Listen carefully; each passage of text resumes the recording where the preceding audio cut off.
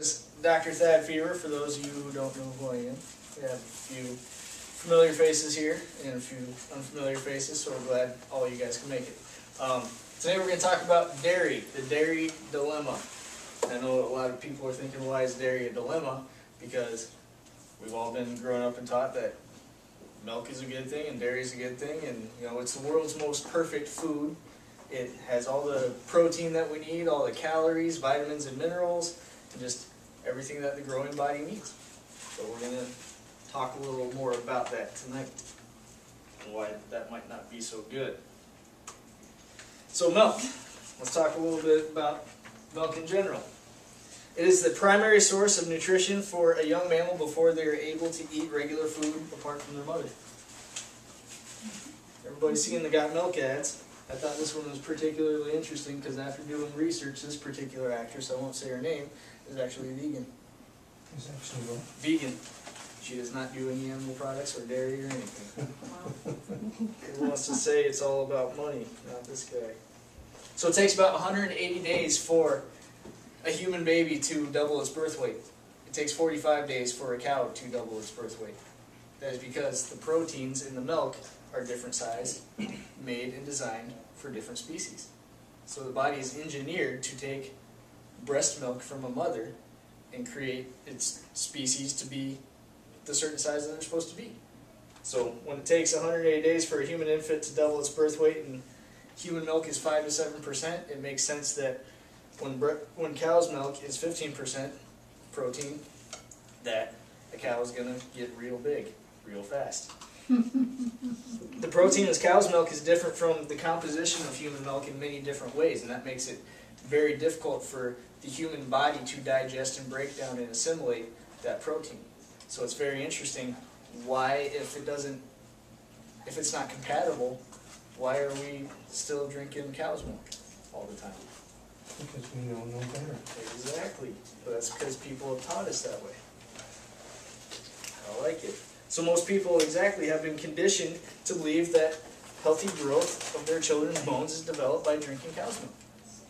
And that's not always the case. And we're going to talk a lot more about that. Because cow's milk is processed and commercials about milk and Got Milk is more of a public service announcement than some business trying to make money off of their milk. So the current government recommendations is anywhere up to 3 cups per day, at least. I thought this was very interesting. Nature's perfect food. It's kind of blurry up here. What it has in this little column is raw breast milk, raw cow's milk, pasteurized cow's milk, and commercial infant formula. And so everything that's listed in this white column right here are nutrients and immune factors, such as antimicrobial enzymes, biodiverse probiotics, essential omega-3 and 6 fatty acids, lactase-producing bacteria, delicate proteins, just all those very important things that we find in milk and the vitamins and minerals right there. And in all these columns it says whether it's active, inactive, or completely unavailable. Raw breast milk from the human, very active. Raw cow's milk, semi-active. Pasteurized cow's milk, you basically get nothing important from that. We're going to talk more about that. And then commercialized infant formula, that's an entirely different conversation that we can have, but I'm not going to get into it now. So milk in its purest form, raw, can have many health benefits. But those benefits are specific to that species that's going to be drinking that milk. So like we were just saying, the proteins are made for a little cow. We're the only species on the planet that drinks another species' milk. And why is it cow's milk? Why not cat's milk or dog's milk? Can you imagine that? How gross would that be? And everybody now, just even in the news, is freaking out that moms are breastfeeding in public, or they're doing this or that. They're even more freaked out about our own species' milk than they are about big white jugs in the cooler at the dairy section. So there are many benefits in raw milk, and there could be even more health benefits in raw cow's milk that can be beneficial to humans, but still we don't need them. There's no reason for us to drink cow's milk. Many of the benefits that we have are robbed from modern day pasteurization and homogenization. That's a tough word to say right after pasteurization. So milk isn't always bad. Mother's milk, like we were just saying, human's milk, provides a growing infant with all the nutrition it needs for up to its first 6 months. But I think it's interesting that we say the first 6 months of life, because most people, that's when they start to wean their kids. But if you look, at least in the United States, if you look at globally, the average is 4 years old. The world average for breastfeeding children is 4 years old. Is that right? WHO, not Channel 13, but the World Health Organization recommends up to 2.5 years. Not many people do that. Most people hit that 6 to 8 month mark and they're just thinking, oh, we're good. We'll start them on rice cereal. That's another conversation. Man, we can just so many forks in the road when we're talking about such a topic like this, which is tough. But I mean, if you think about it, so we have our pasteurization, and that's for, you know, killing the bugs that everybody's afraid of is going to kill us. But why don't we pasteurize breast milk before we give it to our kids? You know, there's bacteria in there. There's bacteria on our body. Why don't we pasteurize everything? Because it's from a human? So why are we drinking cow's milk then? I mean, that's I don't understand. You know, so all things, even if cow's milk were beneficial to us because of modern day science and pasteurization and all that, all things are robbed from. So you're drinking really good white water. Pasteurization came from Louis Pasteur, the scientist back in the day. I can't remember the exact date. I had it in my head and I forgot. But it's the process of heating food to a specific temperature for a definite length of time and then cooling it immediately. So what that does is kills the bacteria and the microbes. The goal of pasteurization is to delay the growth of microbes and pathogens in the product to extend the shelf life of the product. So bacteria is a very natural organism. It's found in nature everywhere. It's found in our body, it's found on our body, it's found everywhere. So its job is to eat dead and dying tissue. So when milk is put on a shelf and it starts to break down and decompose, the bacteria is doing its job by eating up that milk. That's why it goes sour and that's why it goes bad. Pasteurization destroys the bacteria and thus extending the shelf life. So you've taken raw milk that has not been pasteurized that would last, you know, maybe 5 days in the fridge and extended it to a month, 2 or 3 weeks. Lots of money in there. Nobody knew that, or not many people know that pasteurization was originally intended to prevent wine and beer from souring. I think that's more useful there. So pasteurization, more on that. Valuable enzymes are destroyed through pasteurization. So just not the bacteria, but also enzymes. Because the heat, enzymes can only live and stand in a certain amount of temperatures, or certain temperatures. You know, so as we heat up enzymes, they start to break down. And so with pasteurization, especially that quick and flash pasteurization, they heat it up quicker and they heat it up hotter, so they can do it quicker. So that's why it's flash pasteurization, because it gets hotter and they can just do it quicker. But because it gets hotter, it destroys enzymes that are important in milk. And without the enzymes, even if we were to drink milk, milk would be even more difficult to digest. So just like with the pasteurization, it's difficult. And so the pancreas that creates a lot of enzymes in the body is stressed by the need to create more enzymes and make up for the lack of the enzymes. Pasteurized cow's milk is the #1 allergic food in the United States. You know, why do we keep drinking it if everybody is allergic to it? We'll talk more about some of the enzymes here.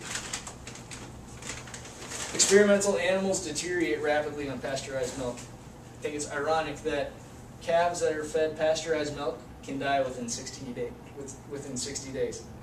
So they drink their own milk for their own species, and if it's pasteurized because they're not getting any of the nutrients, they can die within 60 days, according to some research. So why do we pasteurize milk? You know, for one, like we said, it extends the shelf life for milk from 5 days to 2 or 3 weeks. And it enables the farmer to have lower standards on their farm. You know, so we can have more instances of bacteria, and we can have more instances of sicker cows because we're killing all the bugs. You know, we don't have to have such high standards that we have good quality cows that are healthy as most farmers that you find on smaller farms that are doing raw milk and selling raw milk. Very interesting. So you need to regulate the Yeah, farm, not the process. both. Both. Because if with regulating the or not regulating the process means that, you know what I mean. So with the pasteurization and everything, it's what came first. You know, Yeah. Okay. what do you take care of first? Because you got to do both. Because if you don't do one, then Right. the other one gets out of hand. Make sense? Yep. Okay. Homogenization, the other part of our milk processing. Milk homogenization involves taking several breeds and herds of milk and combining it to create one uniform taste. It also prevents the separation of the liquid in the cream. So homogenization, if we break it down, homo means same. So it's just taking everything to make it the same. So have you ever had two different milks that taste exactly the same? You know, you could buy Anderson Erickson and it's going to taste all the same. Roberts has a little different taste. Different brands have different tastes, but you could buy all their gallons of milk right there. They're all going to taste pretty much the same. It's not like they've got one golden calf that's just pumping out milk all day long. It's just that they're trying to uniform that taste to make it their brand. You know, so homogenizing milk has been linked to the rise in arteriosclerosis and the hardening of the arteries and heart disease. I got a lot of stats right here, so I'm just basically going to read it, so I apologize. The culprit is an enzyme that is called xanthine oxidase, which partly survives pasteurization. Around 40% of it will survive pasteurization. When the cream in the milk is in its natural state, these fat globules are too large to go through the intestinal wall into the bloodstream. So through the process of homogenization, these fat globules get crushed down and smaller, so they get compressed. And so it changes that by straining the fat through the tiny pores and pressure, and so it can now attach that xanthine oxidase can now attach to those fat molecules, and because they are smaller, they're easily passed through our own intestines and into the bloodstream. And that's where it does its damage. So it oxidizes and does all this inflammatory stuff within our bloodstream and makes our arteriosclerosis rise by doing that. So homogenization is not really helping us out very much in that sense. Butterfat in milk is homogenized. It can also be completely removed from milk. But without the butterfat, any of the vitamins and minerals cannot be absorbed by the body. So think about fat-soluble vitamins. Fat-soluble vitamins means that it's absorbed and processed in the body through fat. So by taking the fat out of the equation, those important vitamins cannot be processed and absorbed. Skim milk. I know everybody's in love with skim milk. That's bad. But butterfat's obviously in the milk for a reason, so I don't understand why we would just have to separate it. You know, if it's created to be that way, and we're not even supposed to be drinking it anyway, but if we're to drink it, why do we got to go mess with it anymore? Why not just take it the way that it's supposed to be made? So it's in there for a reason. Without the body cannot absorb and utilize those fat-soluble vitamins. That's the most important thing there. 90% of the dairy cows in the U.S. are 90% of the dairy in the U.S. is produced by the Holstein cow. And of roughly 70,000 U.S. dairies, 4% of the farms produce about half of our milk. So we have lots of little dairies, but then we've got the big industrialized milk. So it's a near, and here's a tough thing. We're going to get to an interesting picture here in a second. But basically these cows, these Holstein cows, are under this near constant impregnation, where they're constantly pregnant. Because when do we produce milk?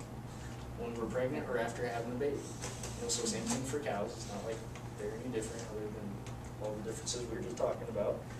But that near constant impregnating of the cow is required to make that milk keep flowing.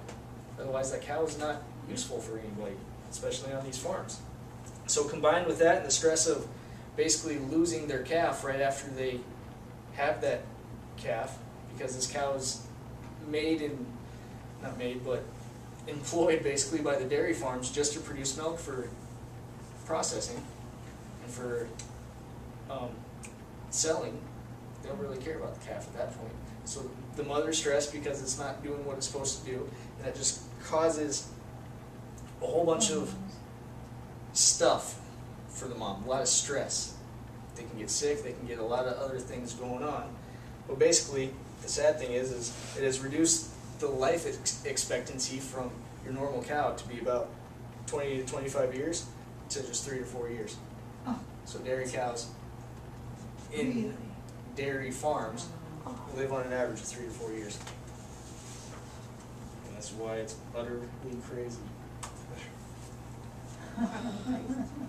But this is not like a joke picture. This is a dairy cow on a dairy farm. And so with that constant impregnation and everything, and just pumping all the hormones in there to make it pregnant all the time, you know, because that's how you. It's not like it's just getting lucky and pushing out babies like Octomom, but it's just this swollen gland right here. So it's got tons of hormones, tons of stress, and the gland, or the mammary gland for the cow gets swollen. So when it gets that big, it can start to drag on the ground as it walks, and that can make for sores and for bleeding and severe pain, everything. So this animal that normally produces 1 gallon of milk a day has now been made to create 15 gallons of milk. And so all of these, because of this, you know, so we have hormones going through this cow's body first, and that's what's making its udder so big and making it so it can produce so much milk.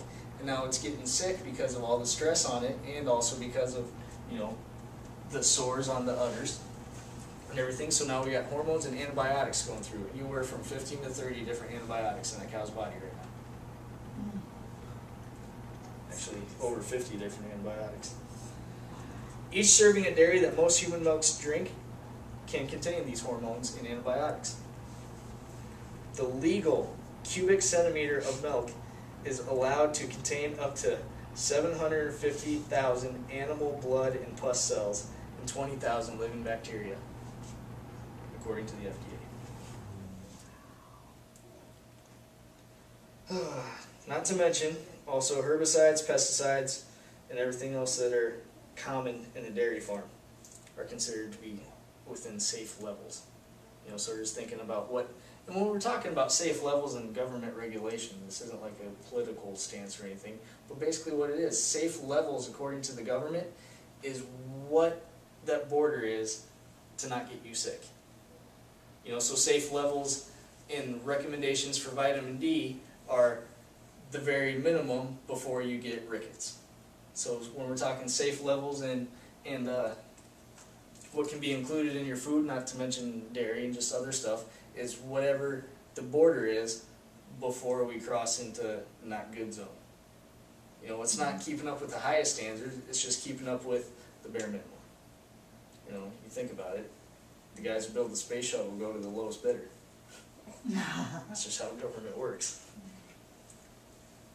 But also what we have too are some of the hormones used to keep cows pumping out milk is one that is called insulin-like growth factor 1 and has been scientifically linked to breast, prostate, colon cancer, in human consumers. That's just one of the hormones. We say milk is a very good source of calcium, right? That's what everybody tells us. It's true. Our bones can store 99% of the body's calcium.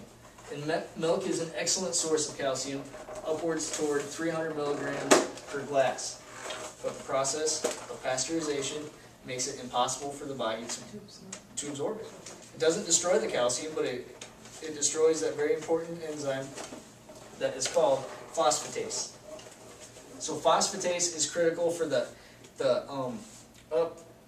absorption, the uptake of calcium within the body.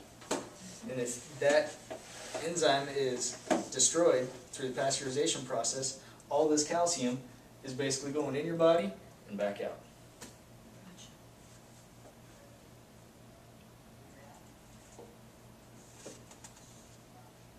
The calcium is going in and out, but the other stuff isn't. Mm-hmm. All of the icky stuff. Yeah. because that other stuff can just go in the blood because it's not natural to the body, and so it just stays in the blood, and then obviously other organs are stressed because they got to process it because it's foreign to the body. So calcium is something that is normal for our body, and we have enzymes to break it down and do what it's supposed to do. And so if those enzymes are not present, we just pass it. But when we have something like the antibiotics and we have other stuff like that, it just affects everything. There's a cause and reaction to everything. So a lot of that stuff, a lot of the chemical synthetic things that are in there have to be processed and broken down by the liver. And so the liver is stressed, and then kidneys are stressed when they're trying to excrete it and everything.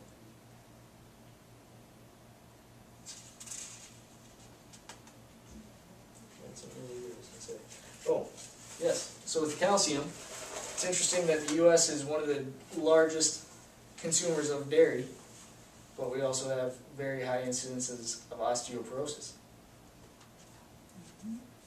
So the calcium content in your milk does not mean that's what you're getting in your body. So how do you think the cow gets all its calcium? From leafy greens. Such as, so ourselves, we can get it from leafy green vegetables like broccoli, collard greens, kale, spinach, and a lot of other things.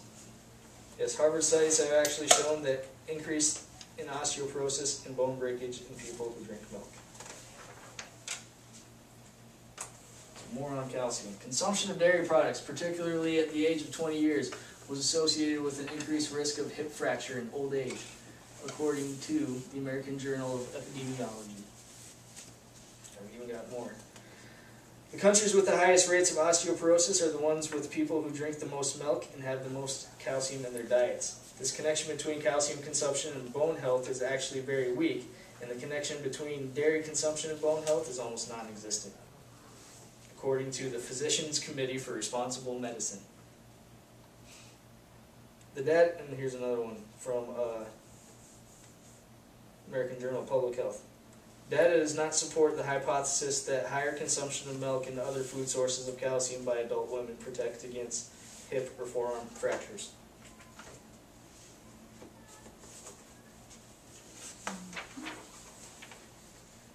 This is probably, there's lots of different things that we can talk about when we talk about dairy. So it's just one of those very broad topics that we can go on forever on. So as I was preparing this information for you guys, I was just looking for the stuff that stood out most to me, and just also trying to keep it simple at the same time. But as I was doing a lot of the research, this is something that stood out a lot to me, right here. Early exposure of infants to cow's milk protein may be an important factor in the initiation of the beta cell destructive process in some individuals. We're going to talk about what the beta cell is. But that's according to the American Academy of Pediatrics. It's not just something I got off Google. Alright? Once the cow's milk protein is absorbed into the bloodstream, our immune system recognizes them as invaders, which as far as our bodies are concerned, could be the foreign protein of a virus or a bacteria. So anything that does not recognize is just high alert right away. So let's talk about those beta cells. Most people don't know that it's not like a heart. You can't feel it beat, so most people don't know they have a pancreas and they have no clue where it is. But a pancreas is just a little, maybe about 6-inch long organ that rests right about here. Okay? But the thing is, you don't know, a lot of people don't recognize that they have a pancreas, but if you didn't have it, you'd be in big trouble. You'd probably die. But pancreas has two different functions, an exocrine and an endocrine. The exocrine part of the pancreas produces enzymes. They are delivered through the duct to be the first part of the small intestine that digest proteins, fats, carbohydrates, and so they can be absorbed through the intestine. The endocrine part of the pancreas produces hormones. Hormones like insulin, which regulate the usage and storage of the body's main energy source, glucose and fats. The hormones are produced in little clumps of cells, and one of these cells for insulin is a beta cell. Okay, so insulin is responsible for the uptake of blood sugar into the body so it can be used for energy. Right, and that's produced by the beta cells right here. So proteins are produced by the mother, and they are found in the mother's breast milk and serve to promote infants' health and immunity for disease. We talked about that a little bit earlier. During the first few months of life for a baby, its intestinal walls are very permeable. So permeable means stuff can get through. You know, there's holes, basically, I mean not holes, but if we're talking about basket weaving, you know, we could have a really tight weave or a very loose one. I don't know much about basket weaving, but for some reason that was my initial thing that I thought of. I can picture that. Yes.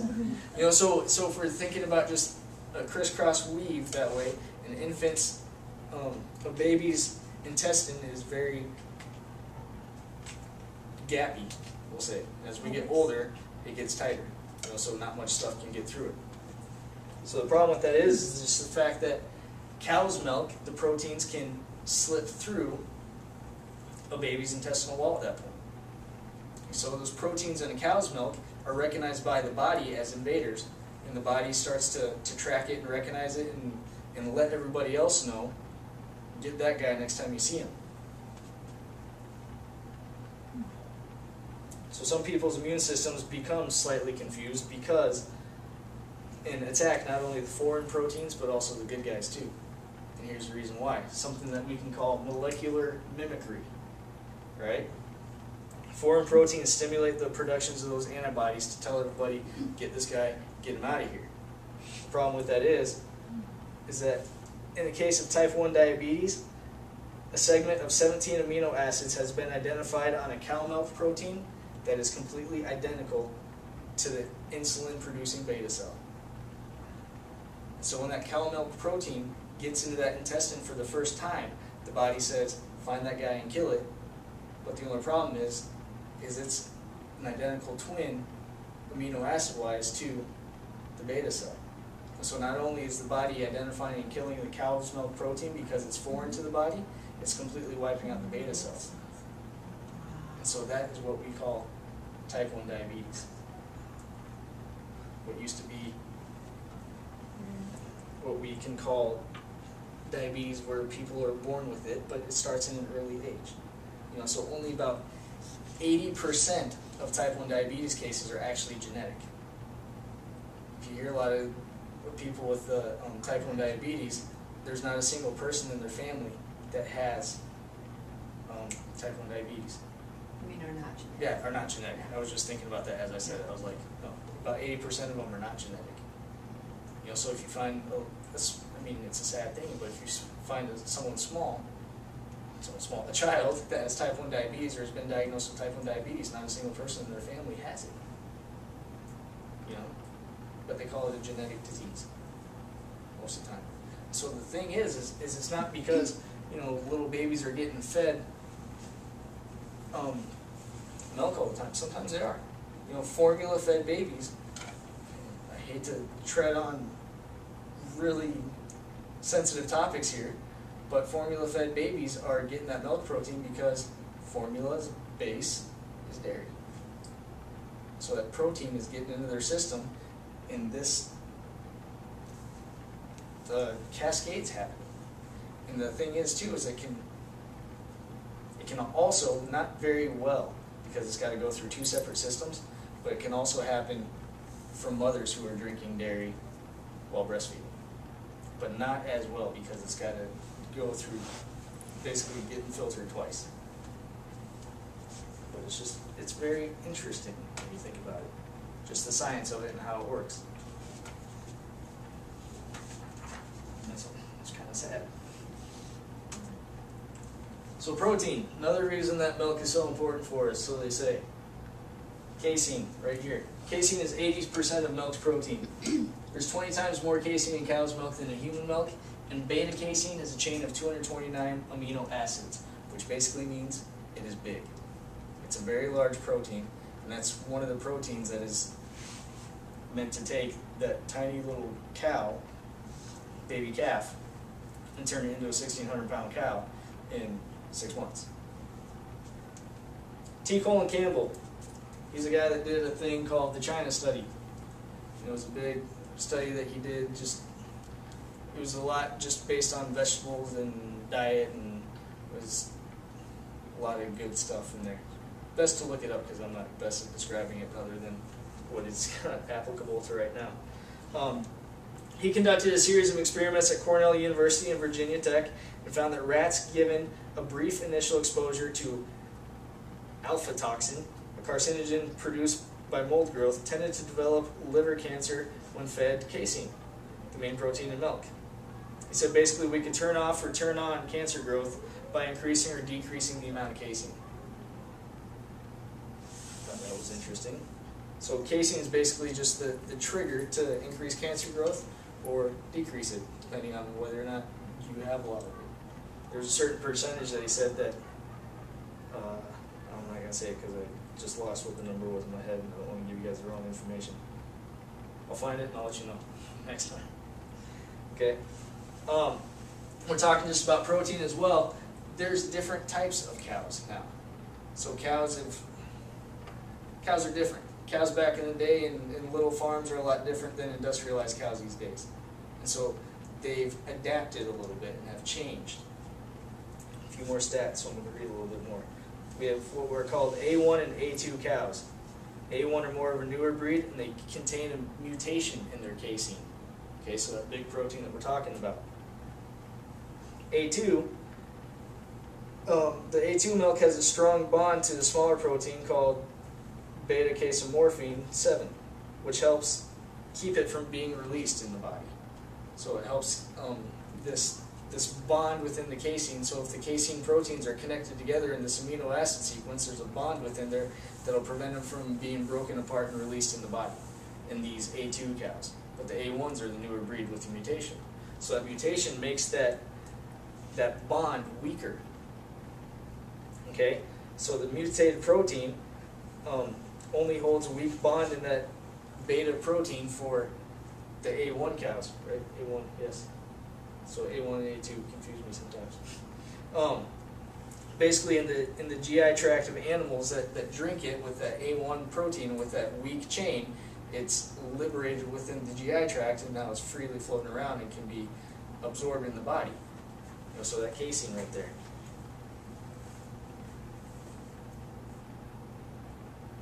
So this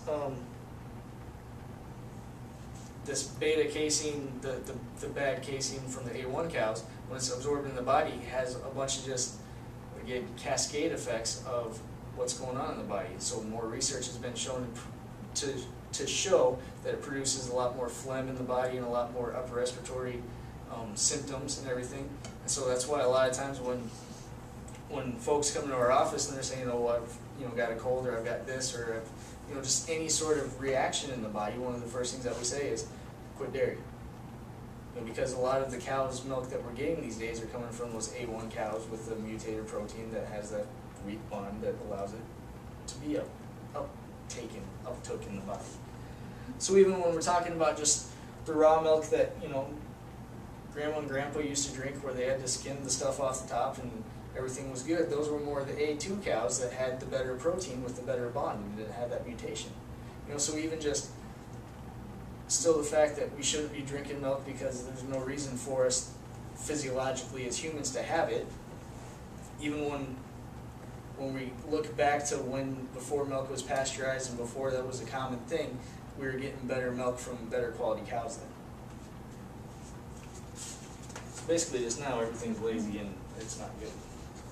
And the cows are different. So we get other fun things in milk too, not just our calcium and our protein, supposedly, but fun additives like antibiotics. BGH, bovine growth hormone treated cows, are more likely to contract mastitis, so that's that growth hormone right there that made that very sad picture of that cow with the big udder right there. Which is a persistent infection of the cow's udders. The cows are then treated with the antibiotics and sulfa drugs, and trace amount of the drugs and pus and bacteria can be found in the milk, just like I said before. RBST, recombinant bovine somatotrophin, it's a long one to say, is a genetically engineered hormone manufactured by a certain company I won't say which one it is, but it starts with an M and ends in Monsanto. That increases. They're big into genetically modifying everything. Increases milk production in cows by 10 to 25%. And so that's still, again, just like that picture. But the interesting thing is this recumbent bovine somatotrophin has been banned in Canada and Europe. They won't even let them use it there. I just don't understand why when stuff is banned in other countries, we just use it to as much as we want around here. Because somebody's making money. And just like we said, insulin growth factor 1. That's another fun additive in the milk right there. And that's the one that's been shown, research has been shown to increase prostate, colon, breast cancer. And that's what we're drinking in milk, not just everything else. Here's a video for you. If you guys really love milk, I'd ruin your day. I'm sorry. Yeah, but what about cheese and ice cream? We'll talk a little more about that. Here's a little video for you guys. From our beloved Andy Rooney. Andy's been investigating the milk industry, and it's not as pure as he'd like. The milk we get from cows has always had a special standing among the foods we eat. Mothers are always saying to kids, drink your milk. So what in the world have they done to this simple and basic food? How about a calf who drink most of the stuff called milk in these cartons here? Can't tell some of it from Diet Coke. And the companies that sell milk are upset because people are drinking less milk than they used to. And they don't know why. Has it ever occurred to them that people aren't drinking it because milk isn't as good as it used to be? These all came out of the milk section of a grocery store. Low-fat milk, fat-free milk, 2% reduced fat milk, skim milk. Before milk was homogenized, that's mixing the cream in with the milk, cream came to the top of your milk bottle. If they took the cream off the top, they skimmed it off. What this ought to be called is not skim milk, but skimmed milk. Saturated fats are bad for our arteries, we all know that. But do you know how much fat milk has in it as it comes from a cow? Well, about 3.2%. So 2% is no big reduction. I like half and half on my shredded wheat. But when I say half and half, I mean half milk and half cream. I bought this the other day, and I didn't like the taste. So I looked at the label to see what it was half of and what the other half was. Listen to these ingredients. Non-fat milk, milk, corn syrup solids, artificial color, sugar, dipotassium phosphate, sodium citrate, monodiglycerides, carrageenan, natural and artificial flavors, vitamin A palmitate. This is half and half, not half anything I want. It has nothing to do with something as good as milk. This is 3.2%. They call it whole milk. Well, why don't they just call it milk? Some of this other stuff tastes more like whole water. They all like to use the words farm or dairy on their cartons. This comes from Farmland Dairies in Wallington, New Jersey. We went to Wallington looking for a dairy farm. The address was 520 Main Avenue. This is the farm. No cow in sight here. My suggestion, if they want to sell more milk, is that they go back to selling what comes out of a cow. I'm Leslie Stahl. We'll be back next week with another edition of 60 Minutes. I just thought that was entertaining. Because Andy Rooney always has it right. For the most part. So as we're just talking about milk, you might just be asking why is it so important, other than the obvious things we already discussed. But let's talk about some more stats. The average American consumes 375 pounds of dairy a year. Children consume an average of 104 quarts of milk per year. That equals out to 1 in every $7 spent in grocery stores goes towards dairy. In the National School Lunch Program, milk is the only beverage that must be offered to children. Not water, not anything else, but milk. So why is it why is it that way in the United States? So our nutritional education in school, funded in part by the dairy industry, go figure, taught us that dairy products are one of the 4 basic food groups and we all need them for proper nutrition. Largely as a result from the K through 12 schooling, the average American consumes all that dairy, all that 375 pounds. In the National School Lunch Program, again, no water, no juice. I mean, they don't give them any other option than milk. And anymore, it's not even just milk. It's skim milk or strawberry milk or chocolate milk. You know, we had a couple weeks ago, I don't know if anybody, or about a month ago, I don't know if anybody saw it, but we had a big, on our billboard out around the corner, we had different beverages that you have, and then a bag of sugar underneath that showed how many grams of sugar were in there. So a 12-ounce bottle of chocolate milk had 32 grams of sugar in there, which was just barely behind a 12-ounce can of Coke, which has 44. So this is even more interesting.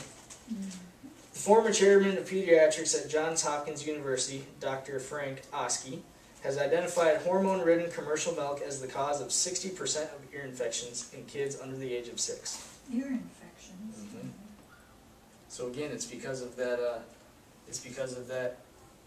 A1 cow that's got the weak bond of the beta casein in there that is released in the body and causes all the upper respiratory problems when it's absorbed.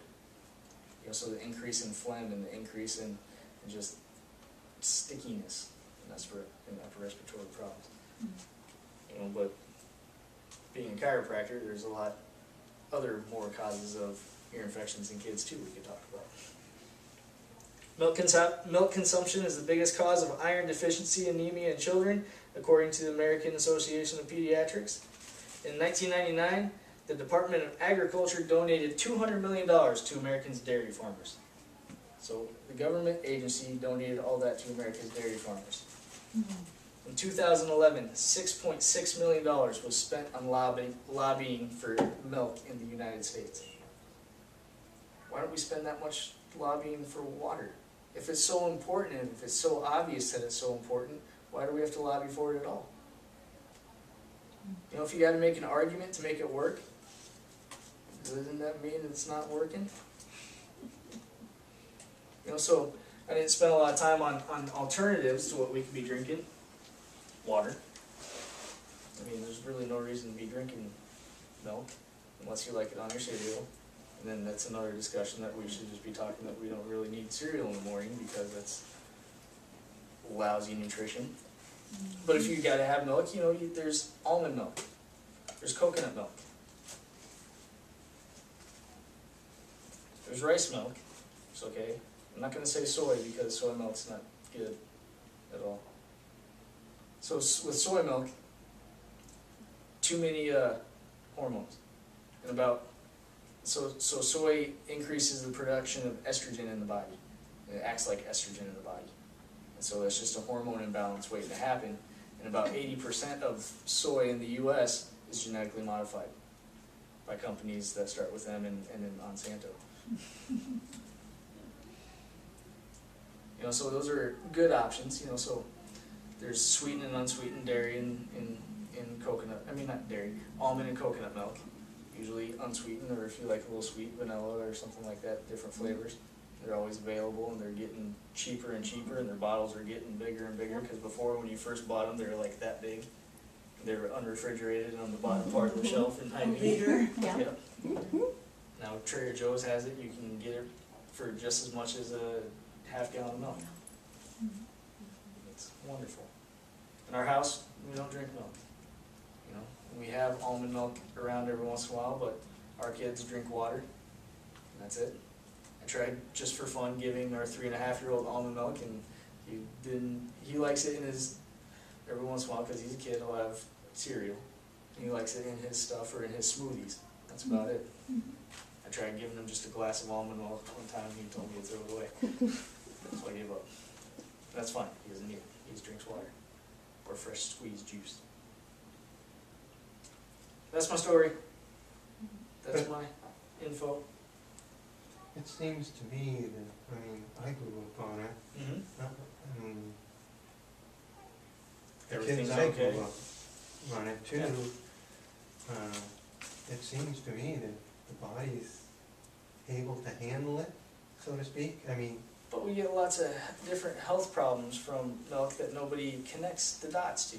Okay. You know, so if somebody's got such and such of a health problem, we don't trace it back to why this. You know, but just the big thing just comes to the very foundational question of why are we drinking milk?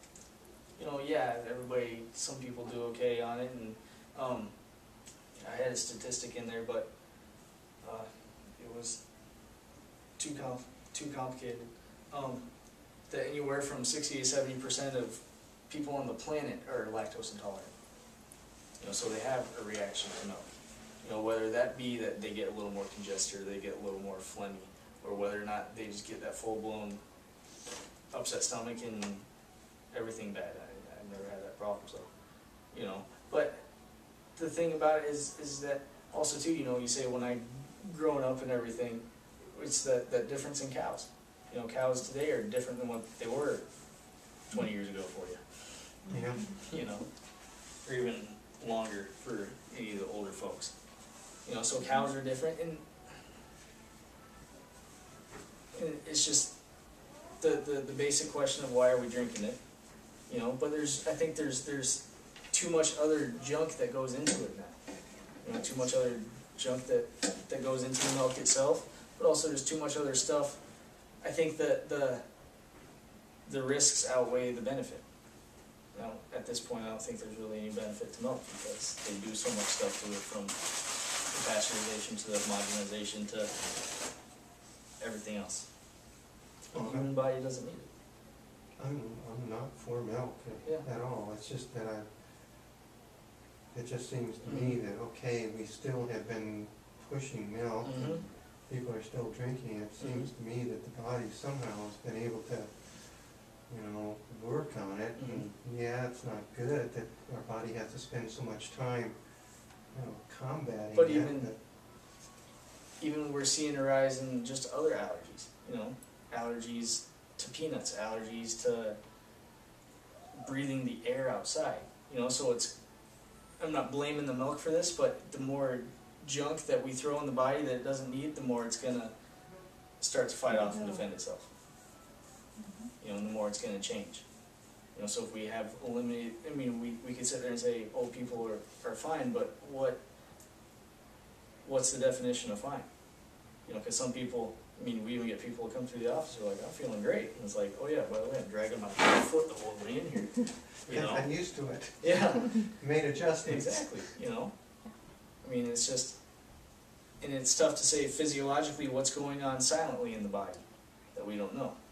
You know, so again, somebody, you know, the guy who we hear so many stories of, actually, I know a very personal story of, you know, somebody who goes for their jog 2 miles that morning and has a heart attack right when they walk through the door. That person's healthy and they're feeling great, but who knows what was going on in his body before that happened. Very same thing with this kind of stuff. You know, so the more crap we throw in the body, the more, it's just more variables for it to deal with. So if it's not designed to deal with this kind of stuff, then why force it? Yeah. Which is tough because I do enjoy ice cream. So, if you can get homogenized but not pasteurized, I mean, you're still drinking milk, I know that, But the tough thing is that currently, right now, it's very difficult in Iowa to get raw milk. right, Basically, I think. it's against the law. Yeah, it's basically against the law, unless you know the farmer, but they can't sell it that way. No, they can give it to you. For money. You know, but I think they can't advertise and say, Right. here, come to our store, we've got a whole bunch of raw milk. But you can get on, there's a raw milk website, and I can't remember what it's called, it might just be rawmilk.com or something like that, or real milk. You can get on and it can tell you like where in your state you can find raw milk. And so there's, I think the closest farm to Des Moines is like an hour or so away, it's like in Lexington or something, that might not even be a town in Iowa, but somewhere farther. You know, but again, how come? You know. Well, I remember getting milk as a child, you know, when they delivered the bottles, and my mom would skim the cream off the top. and put it in a little separate container. But even then, when we're And talking, sometimes we mixed it all together. even then when we're talking about that, you know, just like the A1 and the A2 cows, very different cow back then. Right, You know, and it wasn't as industrialized. right. You know, more than likely you probably were getting it from somebody close, somewhere close to town, way back in the day. Way back in the day. And now besides the A1 and A2 cows and the antibiotics that they're fed, it's their feed has been genetically altered also. You know, so they're, for one, eating grain because it's cheaper and easier to do, and so that's just a ton of inflammation in the body. And now, for two, that grain is beginning to be genetically altered. When a cow is engineered itself by someone way smarter than us to eat grass. You know, cow's not meant to eat grain. And you talk about just even the processing and digestion of the milk for the cow is physiologically different than a person. You know, they've got more chambers and stomachs and everything.